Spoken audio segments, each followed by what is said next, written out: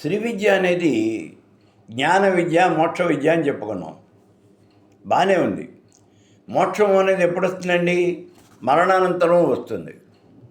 ఈ లోపలేం రాదు కదా. మరి ఇప్పుడు చిన్న అనుమానం ఏమిటి అంటే, అందరికీ మోక్షం పొందేటువంటి అర్హత అనేది ఉండదు. లౌకికమైనటువంటి ఈ ప్రపంచంలో జీవించాలి అంటే కష్టాలు, సుఖాలు, కన్నీళ్ళు, అనేకమైనటువంటి బాధలు ఉంటాయి. మరి ఈ బాధలను అధిగమించాలి అంటే మనకి ఏదైనా ఒక మార్గం కావాలి కదా. అలా మార్గం కావాలి అన్నప్పుడు మనం ఏదైనా చేయాలి కదా. దానికి ఏమన్నా మంత్రాలు ఉంటాయా? మరి ఆ మంత్రాల సంగతి ఏంటి? మీకు పంచదశి మహామంత్రం చెప్పేటప్పుడు, షోడశ మంత్రం చెప్పేటప్పుడు అంగమంత్రాలు అని కొన్ని చెప్తాం. అంగమంత్రాలు అని అంటాం.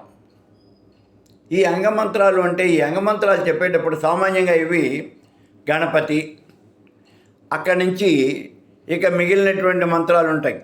ప్రత్యంగిర, అలాగే మనకి దక్షిణామూర్తి, దక్షిణకాళి, ఆంజనేయం, గోపాలం, వారాహి, శరభసాళువ, దక్షిణామూర్తి, కార్తవీర్యార్జునుడు, అష్టాక్షరి అంటే ఓ నమో నారాయణాయ, అలాగే సుదర్శనం, గండభేరుండం, నారసింహం, ఇలా అనేక రకాలైన మంత్రాలు మనం చెప్పడం అనేది జరుగుతుంది.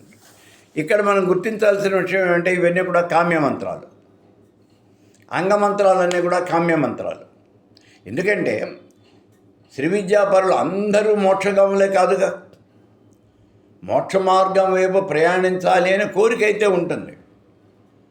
కానీ ముందు లౌకికంలో అన్నీ అనుభవిస్తే కదా నీకు మోక్షం వచ్చేది. అందుకని ఇక్కడ కోరికలు తీరాలి అంటే నువ్వు కొన్ని మంత్రాలు చేసి తీరాలి. కామ్య మంత్రాలు ఉండాలి నీకు. కాబట్టి ఈ రకమైన కామ్య మంత్రాలు ఇవన్నీ కూడా నీకు ధనం కావాలన్నా, ధాన్యం కావాలన్నా, చెత్త సంహారం కావాలన్నా వాటన్నిటికీ కూడా రకరకాల మంత్రాలు ఉంటాయి.